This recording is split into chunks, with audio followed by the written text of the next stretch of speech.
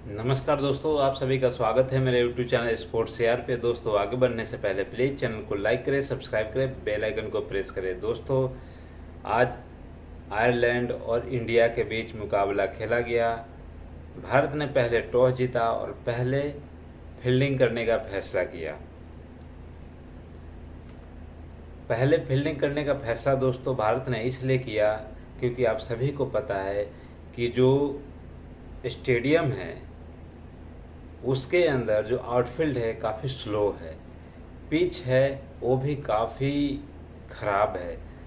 उस पे कब कौन सी बॉल उछले, कौन सी बॉल नीचे रहे, कौन सी बॉल डेड हो जाए, कुछ कहाँ ही नहीं जा सकता। मतलब पिच बिल्कुल ही ख़राब है। वो T20 के मुकाबले के लिए पिच है ही नहीं। आईसीसी ने पता नहीं कैसा घटिया पिच बनाया है कि जो एक T20 मुकाबले में जो ऑडियंस होता है वो बाउंड्री देखने जाता है, चौके छक्कों की बरसात देखने जाता है, वो हो ही नहीं रहा है। कारण क्या है दोस्तों? कारण ये है कि जो पिच है वो बिल्कुल ही ख़राब है। ख़राब इसलिए है कि इतना टफ पिच नहीं होना चाहिए था। T20 मुकाबले का मतलब ये होता है कि उसमें चौके छक्के की बरसात हो। T20 मुकाबले का मतलब ये होता है कि कम से कम 170, 80, 90 रन बने, 200 रन बने, तब T20 मुकाबला होता है। लेकिन यहाँ तो 130, 40 भी नहीं बन पा रहे हैं इस स्टेडियम में। तो अपन अंदाज़ा लगा सकते हैं कि किस तरीके का पिच है दोस्तों। तो भारत ने दोस्तों आज पहले टॉस जीता और पहले फील्डिंग करने का फैसला किया और आयरलैंड पहले बल्लेबाजी करने आया। आयरलैंड तो बल्लेबाजी करने आया, लेकिन भारतीय जो गेंदबाज हैं वो ऐसा कहर ढहा कि आयरलैंड के खिलाड़ी एक के बाद एक सभी आउट होते चले गए।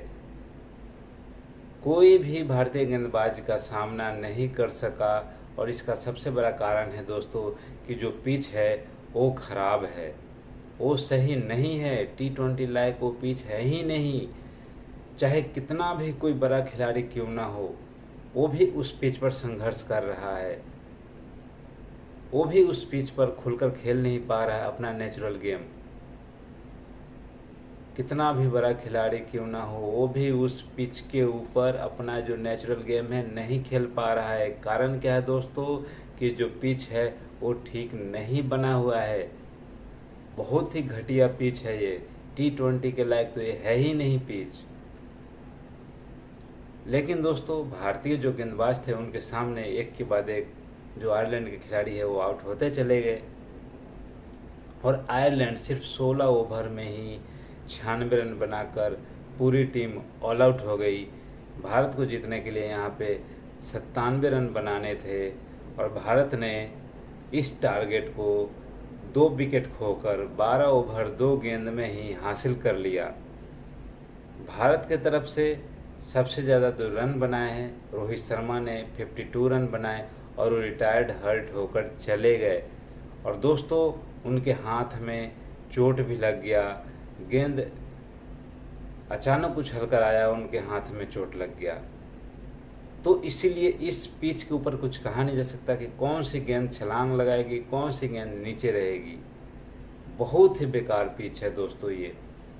भारत की तरफ से रोहित शर्मा ने 52 रन बनाए, रिटायर्ड हर्ट होकर चले गए और ऋषभ पंत जो हैं उन्होंने भी 36 रन बनाए 26 गेंदों का सामना करते हुए, और वो भारतीय टीम को विजयी शॉट्स लगाकर मैदान से बाहर आए। दोस्तों भारत ने इस टारगेट को 12 ओवर 2 गेंद में ही हासिल कर लिया। लेकिन भारत की तरफ से जो गेंदबाजी हुई थी उसमें बहुत ही शानदार गेंदबाजी हुई। सभी गेंदबाजों ने बहुत ही शानदार गेंदबाजी करी और उनके सामने आयरलैंड के जो खिलाड़ी थे एक के बाद एक आउट होते चले गए। भारत की तरफ से अर्शदीप और बुमराह को 2-2 विकेट मिले, सिराज और अक्षर पटेल को 1-1 विकेट मिले और हार्दिक पांड्या को 3 विकेट मिले। तो भारतीय जो गेंदबाज थे उन्होंने बहुत ही शानदार गेंदबाजी करी है। लेकिन इस पिच के ऊपर बल्लेबाजी भी बहुत मुश्किल है। चाहे कितना भी अच्छा बल्लेबाज क्यों ना हो, वो भी इस पिच पे संघर्ष करते दिख रहा है। तो सबसे बड़ी बात यह है कि भारत और पाकिस्तान का जो मुकाबला होने वाला है इसी पिच पे होने वाला है, तो उस दिन क्या होगा, क्योंकि भारत के पास भी पेस बैटरी है और पाकिस्तान के पास भी। तो उस दिन चाहे कितना भी बड़ा कोई खिलाड़ी क्यों ना हो, वो भी संघर्ष करते दिख सकता है, क्योंकि इस पिच के ऊपर देखा जाए तो शायद ये गेंदबाजों को ही ध्यान में रखकर बनाया गया है। बैटिंग के फेवर में बिल्कुल भी ये पिच नहीं है, गेंदबाजी के फेवर में ही ये पिच है। यदि कोई भी टीम इस पिच के ऊपर मैच जीतना चाहता है तो पहले वो टॉस जीते और पहले फील्डिंग करे। जो सामने वाला टीम है उसको एक छोटा सा स्कोर पे आउट कर दे और उसके बाद से आराम से उस टारगेट को हासिल करे। लेकिन दोस्तों, ये टॉस किस्मत की बात है, कभी आपके फेवर में आता है, कभी अगेंस्ट में आता है। तो जो 9 जून को जो मैच होने वाला है भारत और पाकिस्तान के बीच, इसी पिच पे खेला जाएगा। उस दिन किस तरीके का मतलब पिच करवट लेता है, किस तरीके पिच बिहेव करेगा, देखने वाला होगा। लेकिन इस पर 2 मैच हो चुके हैं दोस्तों। भारत ने एक बांग्लादेश के साथ प्रैक्टिस मैच खेला और आज आयरलैंड के साथ खेला।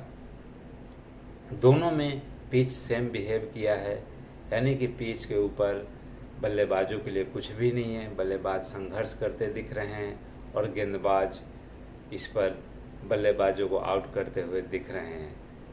तो दोस्तों, 9 जून का जो मुकाबला होगा बहुत ही शानदार होगा, क्योंकि पाकिस्तान के पास काफ़ी पेस बैटरी है और भारत के पास भी। तो दोनों पेस बैटरी में कौन सा ज़्यादा अपना ज़्यादा प्रभाव दिखाएगा, कौन सा ज़्यादा टक्कर देगा, ये देखने वाला होगा। क्योंकि जो बढ़िया उस दिन गेंदबाजी करेगी टीम और जो बढ़िया बल्लेबाजी करेगी वही टीम जीतेगी। क्योंकि ये पिच बहुत ही मुश्किल है किसी भी खिलाड़ी के लिए, चाहे कितना ही अच्छा कोई गेंदबाज क्यों ना हो या फिर चाहे कितना ही अच्छा बल्लेबाज क्यों ना हो, सभी के लिए यहाँ मुश्किल आने वाला है। क्योंकि इस पिच पर बल्लेबाजी करना बहुत ही ज़्यादा मुश्किल है दोस्तों।